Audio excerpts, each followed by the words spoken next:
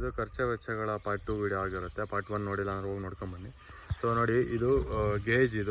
ಇದಕ್ಕೆ second hand ತಗೊಂಡಿದ್ದು, ಅಂದರೆ ಆಲ್ರೆಡಿ ಇತ್ತು, ಅದನ್ನು ಮಾರಿದ್ರು. ಸೊ ಅದು 10,000 ಕಾಸ್ಟ್ ಆಯಿತು. ಇದನ್ನು ಮಾಡ್ಸೋಕೆ ಹೋದ್ರೆ 30,000 ರೂಪಾಯಿ ಆಗುತ್ತೆ. ಸೊ ಇದು ತಂದು ನಾನು ತಪ್ಪು ಕೆಲಸ ಮಾಡಿದ್ನೋ ಅಂತ ಅನಿಸ್ತಾ ಇದೆ. ಯಾಕಂದರೆ ನಾನು ಆಲ್ರೆಡಿ ರೂಮ್ ಇತ್ತು. ಸೊ ನಾನು ರೂಮಲ್ಲಿ ಸಾಕ್ಬೋದಾಗಿತ್ತಲ್ಲ ಅಂತ ಇವಾಗ ಅನ್ನಿಸ್ತಿದೆ. ಬಟ್ ಏನಂದರೆ ರೂಮಿಗೆ ಬ್ರೂನಿಂಗಿಗೆ ಬೇಕು ನನಗೆ. ಆಮೇಲೆ ದೊಡ್ಡವಾದ್ಮೇಲೆ ಇದ್ರೊಳಗೆ ಬಿಡೋಣ ಅಂತ ಇರೋದು ಇವಾಗ ಐಡಿಯಾ.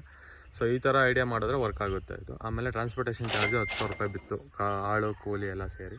ಸೊ ಆಮೇಲೆ ಇಲ್ಲಿ ನೋಡಿ, ಫೆನ್ಸಿಂಗ್ ಹಾಕಬೇಕು. ಈ ತೋಟದಲ್ಲಿ ಎಲ್ಲೂ ಫೆನ್ಸಿಂಗ್ ಇಲ್ಲ. ಸೊ ನೋಡಿ, ಅದು ಆಳುಗಳ ಕೂಲಿನೇ 10,000 ಆಗಿದೆ. ಆಮೇಲೆ ಮೆಶ್ ತಂದಿದ್ದೀನಿ, ಅದನ್ನು ತೋರಿಸ್ತೀನಿ. ನೋಡಿ, ಇದು ಮೆಶ್ಶು 53,000 ಆಯಿತು ಹತ್ತತ್ರ. ಆಮೇಲೆ ಬಾಡಿಗೆ ಒಂದು 2,500 ಆಯಿತು ಇಲ್ಲಿಗೆ ತರೋ ಅಷ್ಟರಲ್ಲಿ.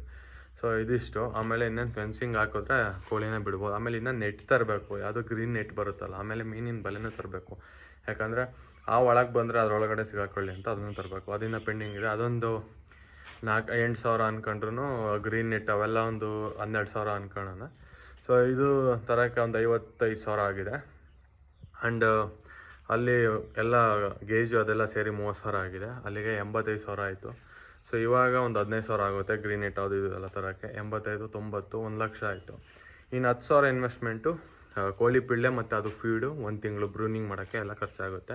ಸೊ ಎಲ್ಲ ಸೇರಿ 1,10,000 ರೂಪಾಯಿ ಆಗಿರುತ್ತೆ. ಸೊ ಪ್ರಾಫಿಟ್ ಬಂದು ಅರೌಂಡ್ ಒಂದು 30,000, 35,000ಇಂದ ಬರೋ ಸಾಧ್ಯತೆ ಇದೆ ನನ್ನ ಪ್ರಕಾರ.